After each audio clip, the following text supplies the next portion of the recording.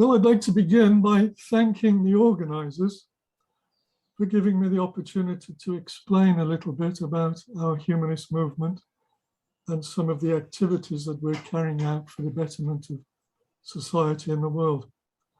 And of course, I thank everyone else for their presence here. You'll be happy to know that the allotted time doesn't allow for long explanations. So I'll limit my comments to highlighting key elements without excessive rigor or detail. So, what's the humanist movement? Well, I can begin by quoting the founder,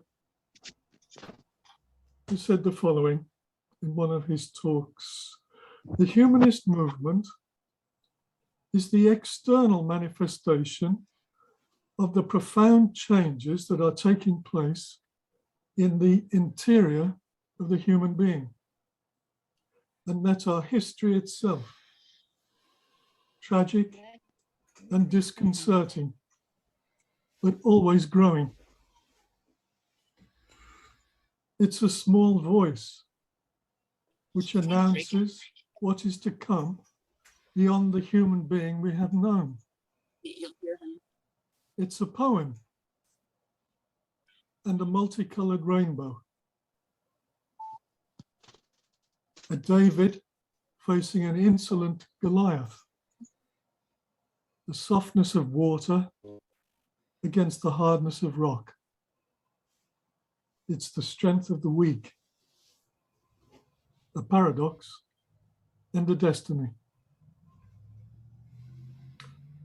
On a more prosaic note, the humanist movement is a group of people who participate in the proposals of universalist humanism, with the intention of becoming a broad-based social movement. We are organizing action fronts in the workplace, neighborhoods, unions, and among social, political, environmental, and cultural organizations. The humanist movement is not itself an institution. It's a decentralized current, which has no bosses, no headquarters, and no financial resources. Nevertheless, it has given rise to a wide range of groups and organizations and tries to establish close working relationships with progressive groups on the basis of criteria of non-discrimination, reciprocity, and the convergence of diversity. This current of thought and action was expressed publicly for the first time by Silo, a little-known Argentine thinker and writer, in a talk that he gave called The Heme of Suffering, which was given in the high Andes Mountains in Argentina on the 4th of May, 1969. During the eruptions associated with the youth movements of the 60s, a small group arose in Latin America promoting simultaneous personal and social change based on active nonviolence. This group could not express itself freely due to the military dictatorships which had begun to appear and which led to the imprisonment and deportation of many young people who later carried forward this fledgling movement in exile. A wide range of cultural clubs, neighborhood associations, and base organizations began to appear as the movement gradually took shape, spreading through numerous expressions ranging from literacy campaigns in the Caribbean and Africa to public health initiatives in various parts of the world. By the 1980s, political parties began to manifest. And in the 90s, the movement defined itself as universalist humanism or new humanism. What ultimately defines this movement is not a particular political, social, or cultural activity. It's a set of ideas and a style of behavior. We can express the most general proposals in the following 6 points. First, considering the human being as the central value. Second, affirming equality of opportunities for all. Third, recognizing diversity and opposing all discrimination. Fourth, developing knowledge beyond that accepted as absolute or immutable truth. Fifth, promoting freedom of ideas and beliefs.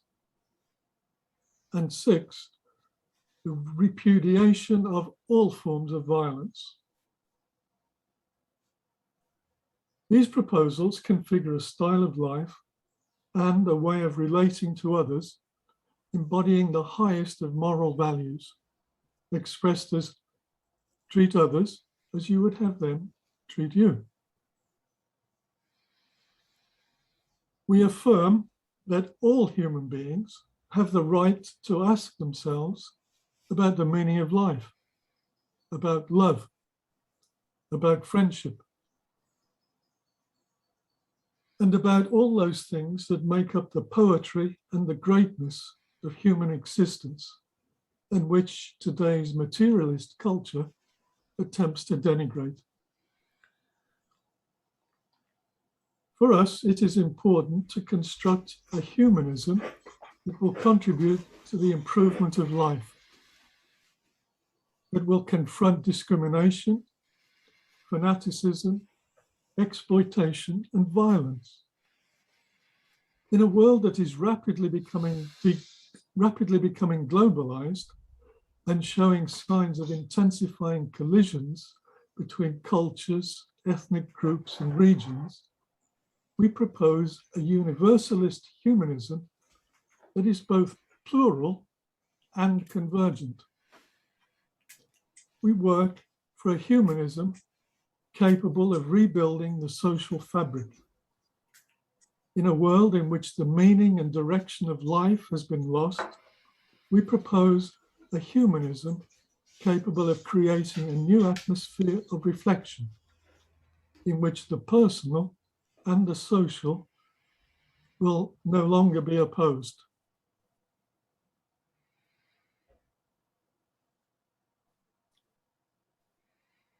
Regarding the practical expressions of our movement, I can only give you brief examples of the translations of these ideas into the fields of health, education, culture, and spirituality.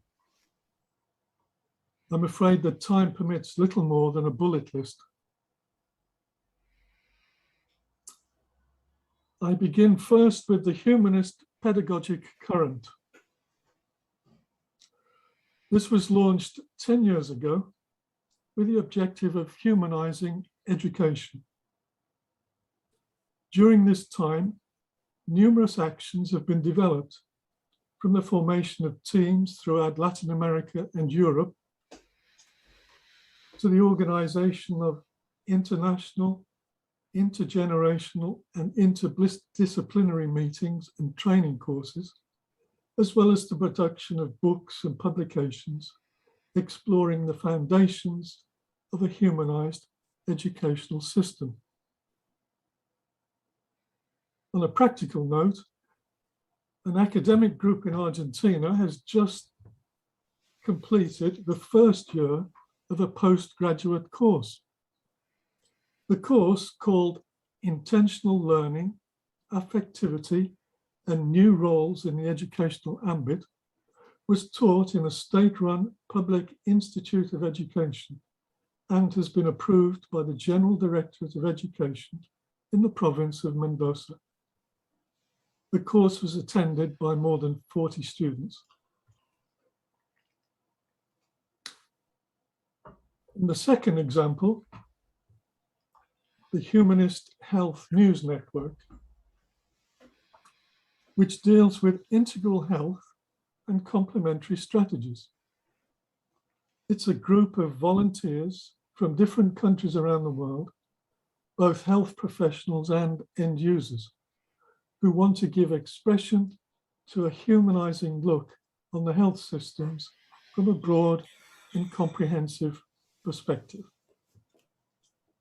Again, as a simple, practical example, the art of accompaniment, tools and practices for personal and spiritual accompaniment in palliative care, is a book based on the experiences developed whilst helping people to die well. Experiences developed after one of our friends joined the work of the palliative care unit at a local hospital in Buenos Aires. In a third field, I can talk about the World Center of Humanist Studies. The World Center organized its first international symposium in 2008 and has continued to do so with a biannual rhythm. This year, the 8th symposium was held under the title, A New Humanism for a New World, Plural Exchanges from a World in Crisis. There were more than 80 presentations and roundtable discussions, examples of which include those given by the Spanish judge Balthazar Garzón, who gave a presentation on possible contributions of new humanism in the field of law, and that by Dr. Julia Carabias, a Mexican ecologist and environmental conservationist, who spoke on well-being and environmental sustainability.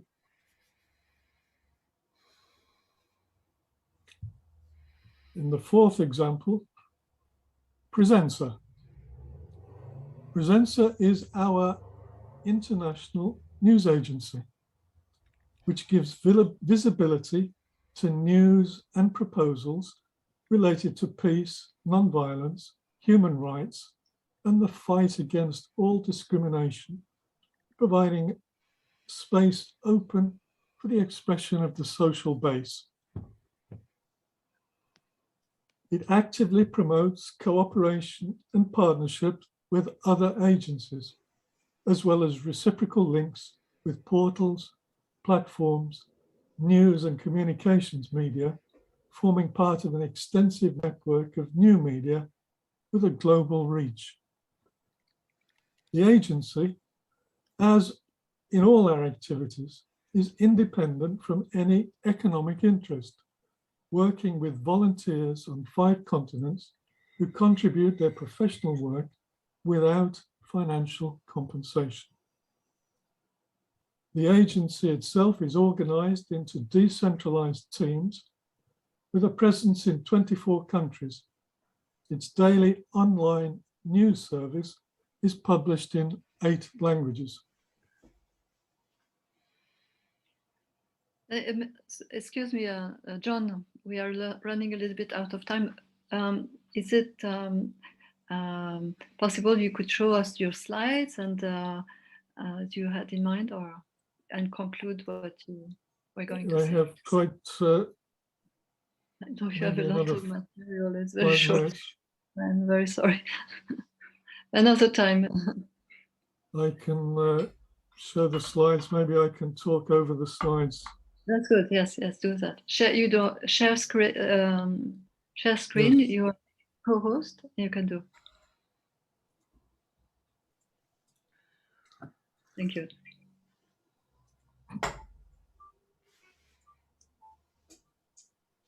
Wow, beautiful. Can you hear me if I talk over the slides? Yes, absolutely. Yes, yes. Okay. So I want to talk today. There are millions of people who are awakening to a different sensibility. People who want another world, who want another kind of human relations. People who also want to change within themselves. CELO's message intends to make a small positive contribution to this situation. In 2002, CELO's message was launched with a publication of that name, which was divided into 3 parts. A book called The Inner Look, describing an internal journey on the search for meaning in life. 2, The Experience, consisting of 8 ceremonies capable of producing spiritual inspiration and positive changes in daily life. And 3, The Path, containing reflections and suggestions on personal, interpersonal, and social life. Small independent communities develop around this message based on free interpretation and freedom of organization. Finally, parks of study and reflection, where these pictures that you're seeing are all taken from. They are places for meeting and spreading of a new spirituality that rejects all forms of violence and discrimination. A spirituality that appeals to the sacred dimension of the human mind to find freedom and meaning. In these parks, studies and practices are carried out which allow access to experiences of contact with hidden internal dimensions whose depth cannot be captured by the language or the categories of space-time in which we believe we live. Everything in these parks is built and maintained thanks to the efforts of groups of people who, without financial speculation or calculation of personal benefit, support the development of our movement. Thank you very much, Just Jon. a final Yeah. few words, if you wouldn't mind. Sure. More information about these initiatives and many others can be found on a multitude of internet and social media sites. A good place to begin is celo.net, where publications, videos, and other materials are available in several languages free of charge. To end, briefly, I return to the beginning with a quote from CELO's talk of 1969. This world is on the verge of exploding with no way to end the violence. Only internal faith and internal meditation can end the violence in you, in others, and in the world around you. Remember, it's necessary to learn to laugh. Remember, it's necessary to learn to love. To you, my brothers and sisters, I cast this hope of joy, this hope of love. Carry peace within you and carry it to others. Thank you so much, Jon. It was very inspiring. Thank you very much for your attention. Yes, thank you. Wow, those domes are marvelous. Thank you. Any question? Somebody wants to ask a question to Jon?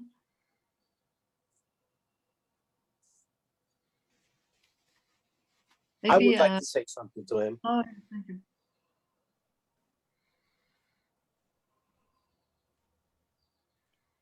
Go ahead, Amar. Go ahead, Amar. Jon, I just want to say that after Dr. Dolores's, which have made me very, very pissed off at the situation that's going on. And I just want to say thank you very much because you calmed me down. You created some sort of balance because I am very, very pissed off after being so close to Dr. Dolores, who was always an inspiration to me. I've been since day one an advocate of ivermectin and HCQ, and the indigenous are dying in Brazil because of this pandemic. But you gave me a little bit of balance now. Thank you very much, Jon. I appreciate it. Your Thank you voice very was much. It's very nice to know. Thank you.